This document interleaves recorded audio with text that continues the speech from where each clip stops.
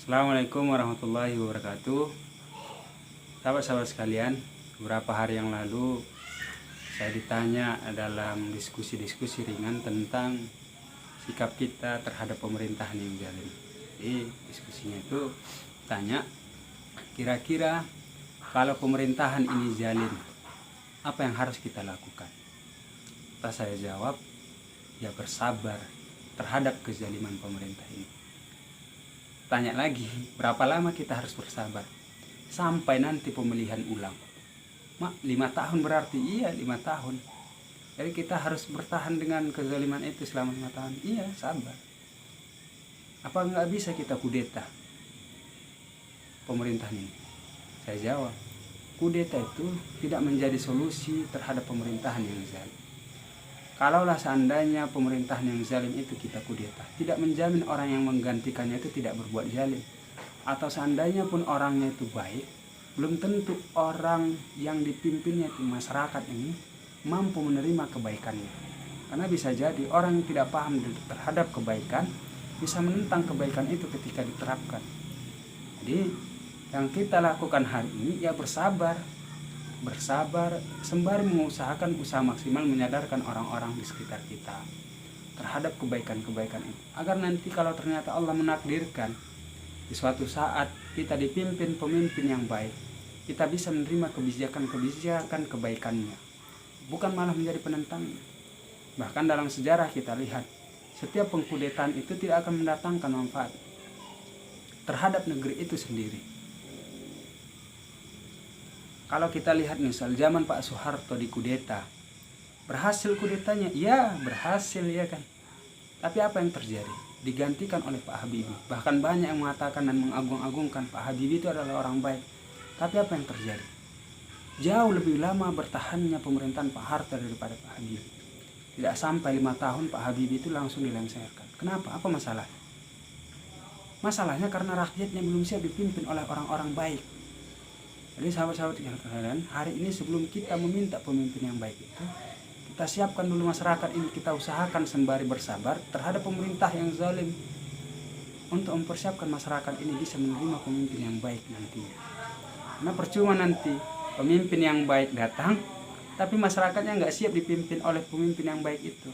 Terakhir nanti pemimpin yang baik itu jadi musuh masyarakat juga. Jadi sahabat-sahabat sekalian, kan saya sampaikan, pemimpin yang hari ini kita pilih itu ya cerminan masyarakat kita. Bagaimana kita hari ini mayoritasnya, begitulah pemimpin yang akan kita dapatkan.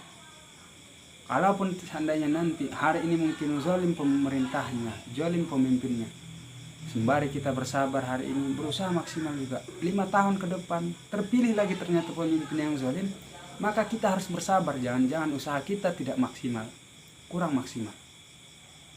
Jadi begitu. Kalau orang-orang yang ingin tujuannya kekuasaan pasti menghalalkan segala cara untuk melengsarkan kekuasaan itu. Tapi bagi kita yang ingin memperbaiki peradaban, maka tidak akan memilih pilihan mengambil kekuasaan. Karena kekuasaan itu bukan satu-satunya cara, itu hanyalah salah satu cara untuk memperbaiki peradaban ini. Hari ini ternyata masyarakatnya belum betul-betul bisa menerima kebaikan. Seperti yang saya bilang tadi, kita sebaik apapun jadi pemimpin itu bukan malah menjadi penolong bagi mereka, bahkan menjadi musuh bagi mereka. Jadi sahabat-sahabat kalian, itulah yang sama-sama kita pahami. Ini dari diskusi saya sampaikan, hari ini kita punya kewajiban. Kalau kita sudah merasa terzolimi,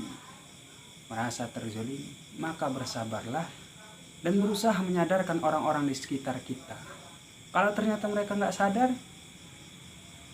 ya biar itu hak mereka. Paling-palingan nanti beberapa tahun kemudian, 5 tahun kemudian akan didatangkan Allah lagi pemimpin yang bahkan lebih zalim dari yang kita dapatkan mungkin saat ini. Pasti. Terus saya tidak ingin sampaikan bahwa pemimpin hari ini zalim, silahkan nilai sendiri.